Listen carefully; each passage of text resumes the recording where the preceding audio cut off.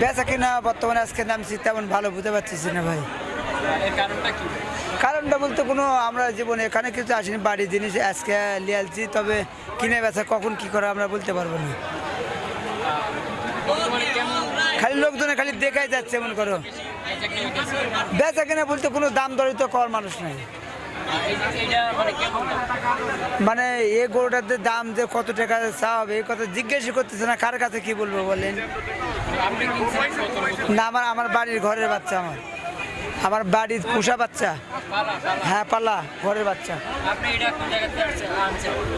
বাড়ি আমার হলো বাগমারা জেলা, রাজশাহী। রাজশাহীতে আনছেন? হ্যাঁ। রাজশাহীতে এটা ঢাকায় আনতে কত টাকা আপনার গেছে? মোটামুটি 70,000 টাকা লাগছে। 17।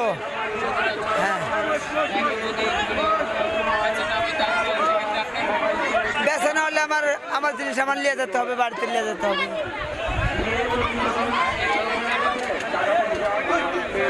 বর্তমানে ছোট গরুর কদর বেশি নাকি? হ্যাঁ, ছোট গরুর কদর বেশি।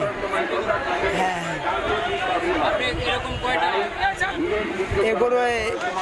গরু আনছি একটা, গা আনছি 4টে, আমার নিজস্ব একটা, আর বড় ভাইয়ের 3টে।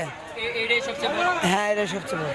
এইটা আপনি কতদিন যাবত পাচ্ছেন? 4 বছর ভাই, 4 বছর। আর এটা কি বাংলাদেশে নাকি অন্য অন্য দেশে?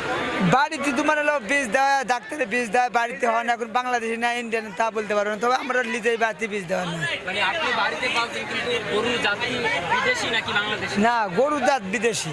এটা কোন দেশি? এটা হলস্টিন ফিজিয়াম। এটা হলস্টিন ফিজিয়াম।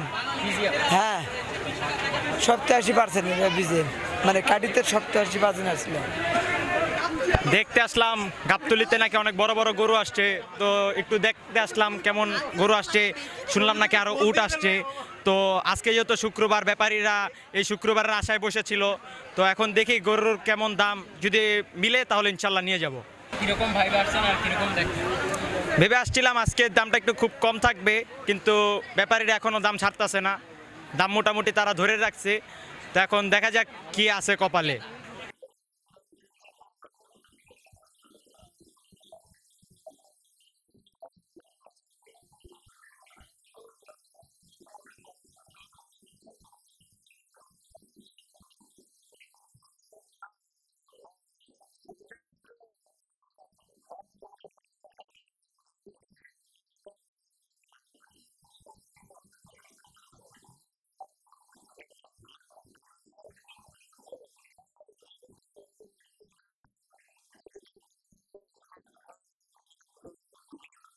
মোটামুটি দেখতেছি তো কাস্টমার ঢুকতেছে।